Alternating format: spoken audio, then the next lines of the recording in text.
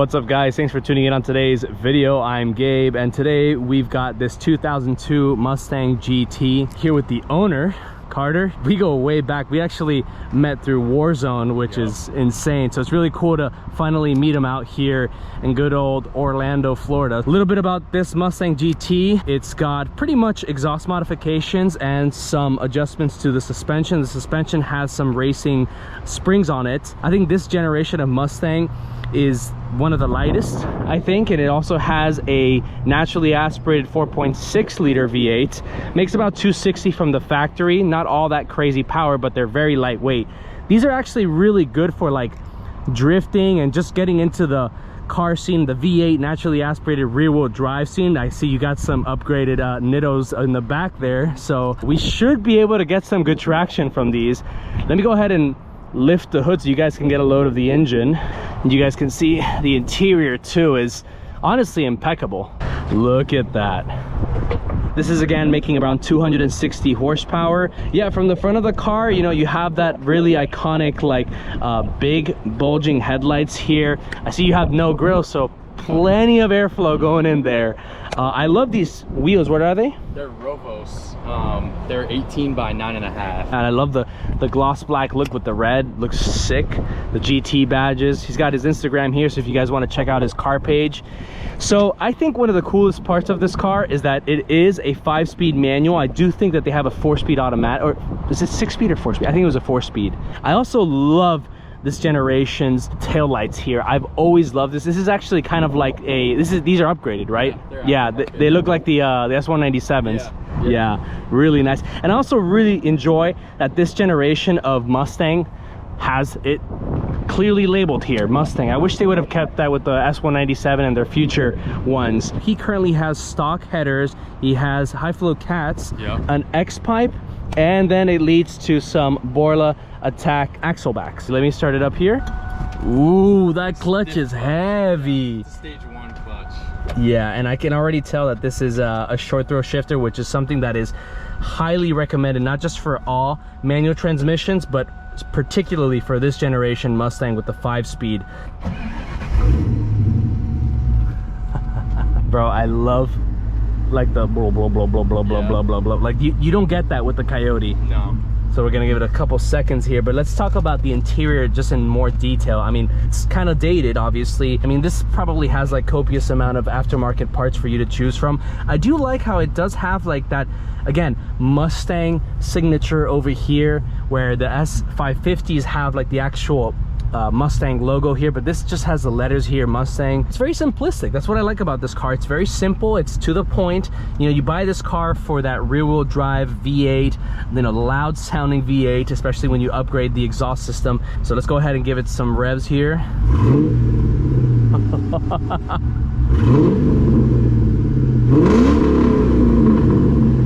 All right, I gotta get it from the outside. Go ahead and give me a rev. Outside. Yeah, for sure. Oh,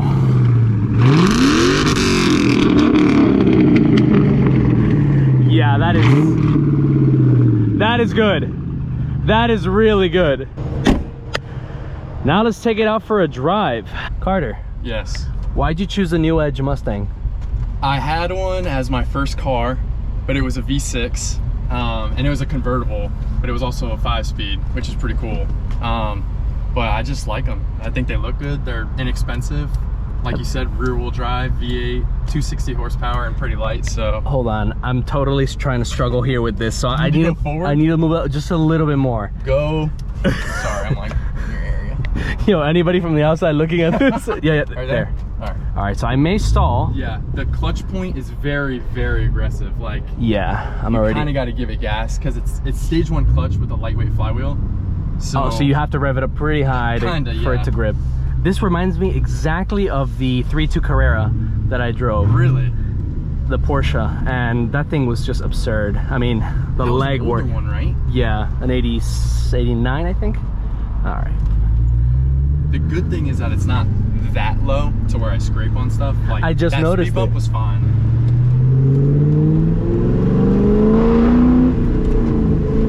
I see what you mean, yeah.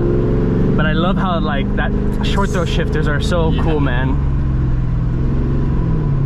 like gated, you know what I mean? It's yeah, like that's the best way to describe it. It's literally gated.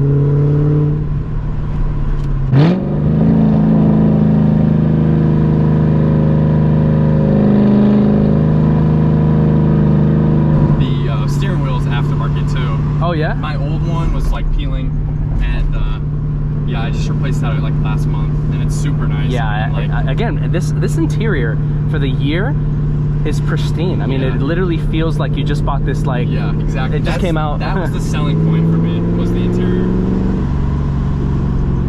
It's really like torquey compared to horsepower. So like first and second gear, they pull pretty hard.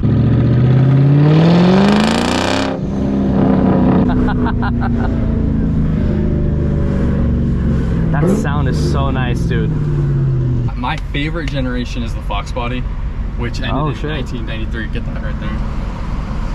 Damn. Which had a 302 5-liter V8, but it was push rod, and then they changed to this, which is 4.6 modular 2-valve. Yeah, hopefully one day I get one. They're older, so they're more rare now. And those with like a cam, they just sound so good. They're super choppy, super old school.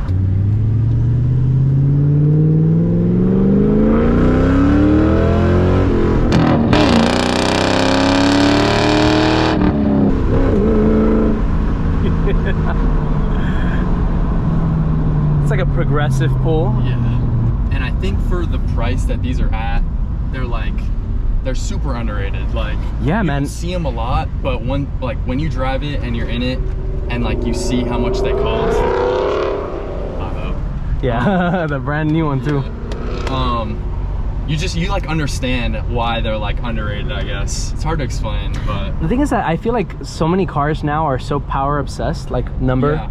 So you kind of forget about cars like this, and like even I am a victim of that sometimes. Yeah. Like I get a little bit like infatuated with numbers and stuff like that, but in reality, like, bro, throwing this around, like spending what, 5, 6, 7 grand, maybe 8K on like a really like pristine one, that's not a lot of money. And it's really not. And like, let's say you for some reason mess it up with this, yeah, you could just fix it. They're super easy to work on. Like, I've done almost everything on this car. So I mean, the engine bay looked a little bit convoluted because like it doesn't have like the conventional covers, but you know what I mean, it's Ford, so it's not like it's gonna be very expensive. Yeah, it's not like a BMW or a Mercedes. I can definitely tell that this does have aftermarket suspension. Yeah, particularly the springs. Bumpier ride.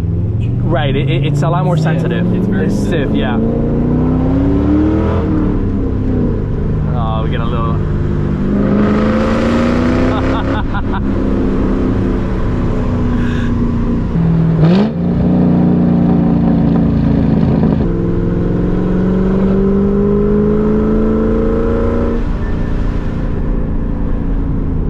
Brakes are actually pretty good too. Yeah, they're all ceramic pads and drilled and slotted rotors, so.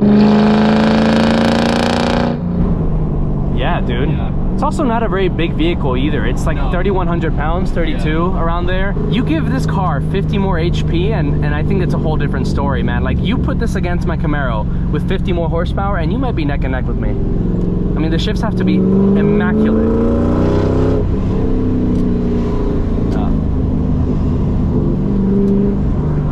No, pull it hard.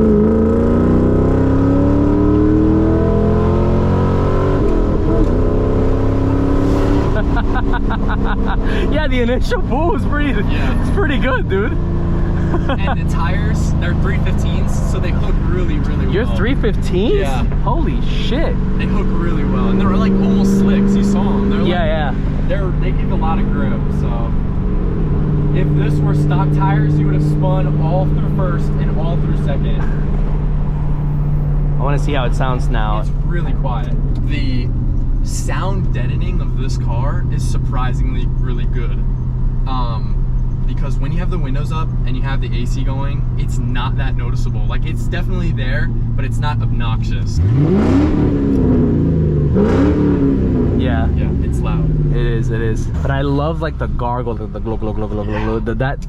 That is like LS for me. Like that is, the Coyote doesn't have that. I think it's just really raspy. Like, it's ridiculously raspy, which is really nice, but at the same time you lose that classic Mustang like engine sound, right? First gear, not gear.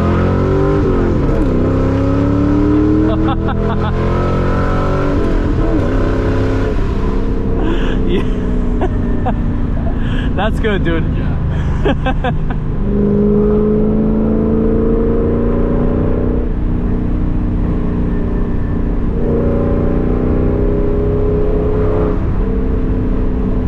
On the longer corners, it's nice. Yeah, it's very stiff. Very stiff. Some body roll, but yeah, to be expected. I mean, yeah, all 2000 cars, early 2000 cars.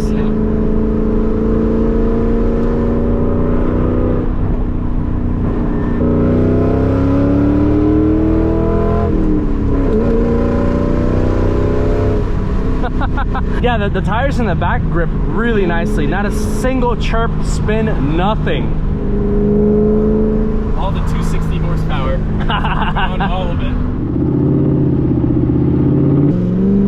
1, 2.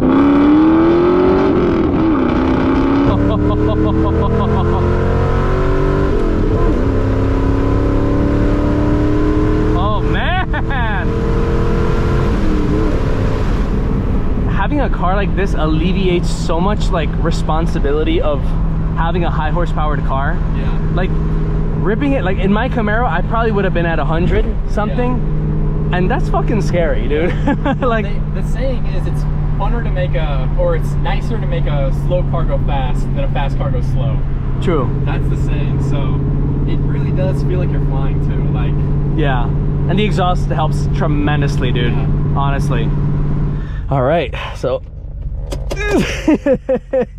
thank you so much for like letting me drive it, and it's great to meet up with you. But I always tell people this is like a great first car. Like, it doesn't even have to be a V8, it could be a V6. They're just all a lot of fun, and they learn how to teach you how to drive and respect a V8 with the rear wheel principles drive. It helps you get into the principles of it. Yeah. Well guys, there you have it. That is the full in-depth kind of review, first impressions of the new Edge Mustang GT 2002 with some exhaust modifications, some other performance modifications. So guys, if you enjoyed this video, go ahead and hit the like button. It helps out tremendously with the algorithm.